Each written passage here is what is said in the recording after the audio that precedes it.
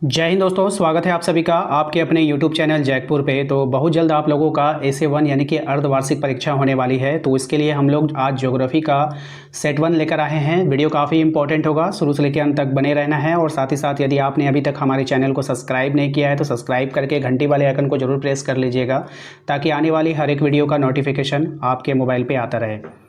सबसे पहला सवाल है, आपके स्क्रीन पर ध्यान से देखना है आप सभी को। इस सवाल में आपसे बोला गया है कि निम्नलिखित में से किस लक्षण को भौतिक लक्षण कहा जा सकता है, यानी कि कौन सा लक्षण है ये।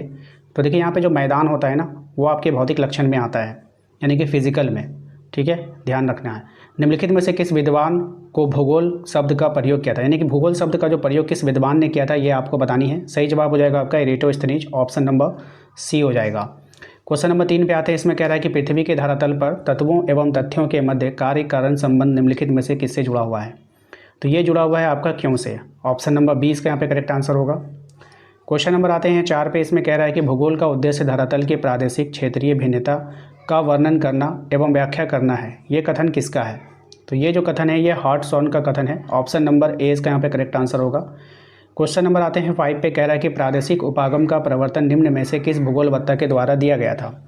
तो ये दिया गया था आपका कार्ल रिटर के द्वारा। ऑप्शन नंबर ए इसका यहाँ पे करेक्ट आंसर हो जाएगा। क्वेश्चन नंबर 6 पे हम आते हैं। कह रहा है निम्नलिखित में से कौन भौतिक भूगोल की शाखा नहीं है। तो कौन नहीं है यहाँ पर, तो मानव शास्त्र। ऑप्शन नंबर ए इसका यहाँ पे करेक्ट आंसर होगा।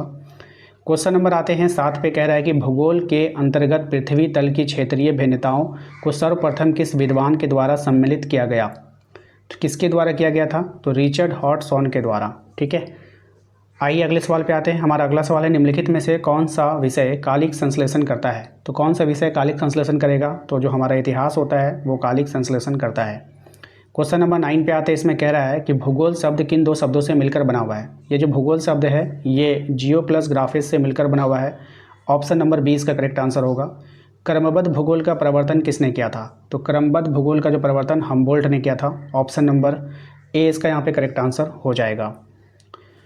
आइए अगले सवाल पे आते हैं। हमारा अगला सवाल है क्वेश्चन नंबर 11। निम्नलिखित में से सांस्कृतिक लक्षण कौन नहीं है, आपको पहचाननी है। तो यहाँ पर जो महाद्वीप है वो हमारा सांस्कृतिक नहीं होगा। जिसको हम लोग बनाते हैं वो सांस्कृतिक लक्षण में आता है। जैसे विद्यालय हम लोग बनाते हैं, सड़क हम लोग बनाते हैं, अस्पताल हम लोग बनाते हैं, तो ये हमारा सांस्कृतिक लक्षण में आएगा।